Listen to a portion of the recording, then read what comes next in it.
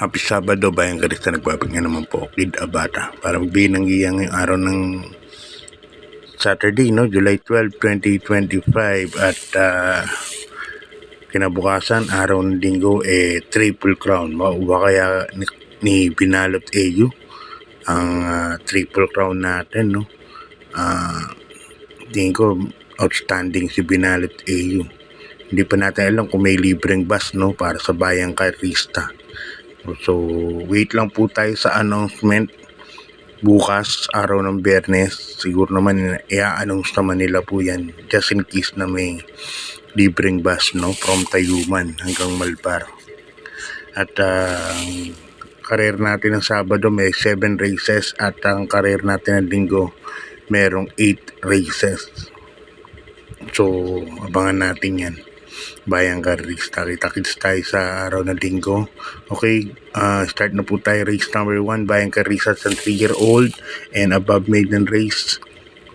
3-year-old maiden race yan, mga placers po yan. Dito may 7 runners tayo. Lahat ng distansya natin ngayon puro 1400 meters kasi weekend racing. First case ko rito, numero 7, Lance and Gray, sasakyan ni Jackie JB Hernandez. Si Lance and Gray, nanalo bato yan. Nagtala na 1.15 media, pero ang tinating yan, 25 media. Pero kaya tingin ko, kaya gumawa ng 1.28, 1.29. So, yan ang first choice ko, numero 7, Lance and Gray. Second choice ko, yung kabayan ni Ma'am Renzel Torres at saka ni Boss Joy, numero 5, Easy Go Lucky. Yan, Onyok Garcia.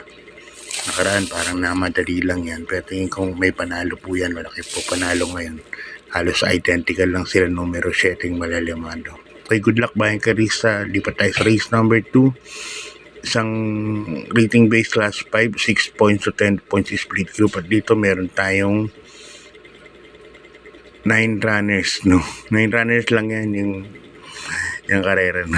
Karera number 2. First case ko rito ng 3A Gabel, nasa kay ni Jackie JM Store. Okay, yan, ito bro. Nanalo si Gabel nung nakaraan, last race, no? Tinalo sila Gojigo, sila King Hans, 1.27 media, masyadong mainam. Distansya nyo to 1400 meters, kaya tingin ko medyo lamang ng konti. Second choice ko rito, numero 9 po yan, hindi G's, Malabon King. Kalaban din nila yung 4, dumating po yata yung Kalagibel nun. Kaya tingin ko yan ang mga kachamba dyan, just in case lang. First case ko, numero 3A. Tapos second case ko, numero 9, Malabon King. Good luck Bayang Karista. Lipat tayo sa race number 3. Isang rating base class 4, 28 points to 33 points. Dito meron tayong 10 runners, no? First case ko rito, alam ko magka-stable mate to, no? Numero 4, Bright 3 at sa Aglena Moon. Mas pinili nga lang ni Black Superman Mark Alvarez si Bright 3. Kaya ang siya ang napipisil kong first case yan. Numero 4, Bright 3 at sa ni Jackie Mark Angelo Alvarez. Second case nga rin yung ka-stable mate niya. Numero 9, Aglena Moon, laking kabayan nito. Kaya lang ito, kailangan bugbugin, no? Puro kailangan, kung tinitira siya pagpapinapalo, kumakaskas siya. Kaya magandang laban to kung maalagaan sa palo ni Jeff Pakikay sa diretso. Kaya dito, sa race number 3, 4-9 po ako. Good luck Bayang Karista. Lipat tayo sa race number 4, isang rating base last 5, 6 points to 10 points split group. At dito meron tayong 8 runners. Ito karamihan dito parang naglaban-laban no. First choice ko rito, numero 5, Electrify and Anyare. Last Sunday kasi, ganda ng tinakbo ni Electrify. Tercero po yan kala Jewel of the Nile. Ang lakas ng remate. Yan siyang napipisil kong first choice yan. Sila.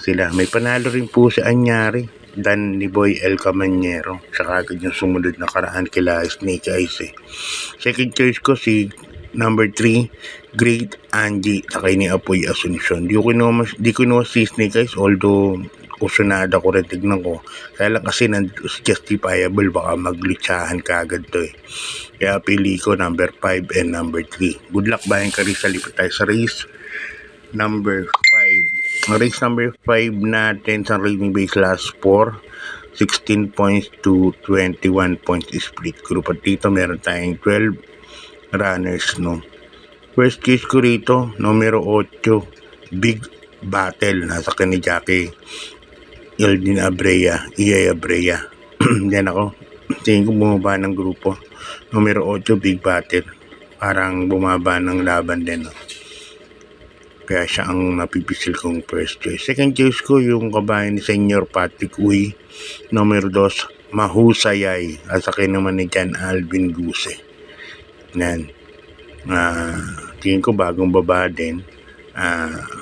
Maipesto lang kagad ni Jan Alvin. Tingin ko malaki rin po ang panalo. Maglalagay ko ng dihada numero 10, Guerrero Warriors. Sasakin ni Jackie Tuesday. Okay, good luck Bayang Karista. Lipat na tayo sa penultimate race. Ang race number 6, isang rating base last 5 points mga placers. At dito meron tayong 9 runners, no. Ito although 9 lang to, pero may karamihan dito may mga panalo po. First case ko rito, Big Boss James Tabano, numero 1, Modern Stroke. Yan, bagong babayan sa akin ni Michael De Jesus.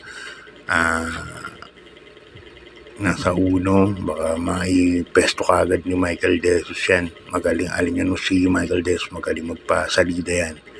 Kaya yan ang first case yan. Second case ko numero 2, Serena Gar. Nasa kayo ni Jackie Boji Henson. Ito na makaraan sila California King. Parang naudlot yung remating sila California King.